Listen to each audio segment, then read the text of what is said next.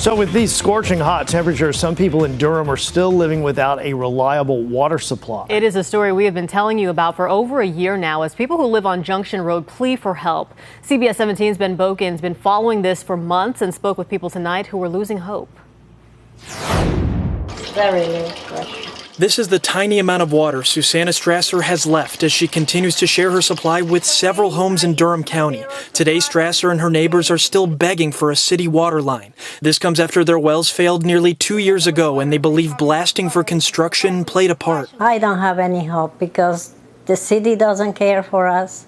The ones that damage the wells, they have money, they're developers, and they don't give a damn about anybody. Now the neighbors say about 35 people are sharing one working well, but tests conducted by a local civil engineer show it's contaminated. Many of the people living here on Junction Road are going to the store and buying big jugs of water. Some are even collecting rainwater in giant containers like this. The bottles of water is about 9 gallons a day I have to buy in Whole Foods. It's very difficult for me to carry. I'm 79 years old. I have medical problems. Those bottles being used to cook, drink, and take baths. That's what Lourdes Velasquez is doing, and she says her landlord installed a filter to try and help. Every single day we pray God for rain and for someone really will listen to us and they say, yeah, let's help you to get clean water. Durham County briefly provided a chrome tanker truck to supply water to several of the Junction Road homes, but it was taken away last year. We try to be very careful with the water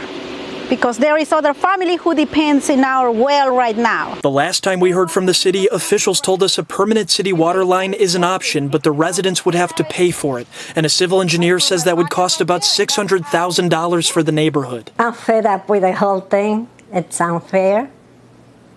And somebody should care about us. In Durham, Ben Boken, CBS 17 News. And Ben did reach out to the city, and they reiterated that residents can petition for annexation into the city and then petition the city to extend the water service, which they would pay for after the construction is complete. Or they can petition for annexation and then extend the water line at their own cost, which would include hiring an engineering firm. The city says it's up to the property owners to determine how to proceed.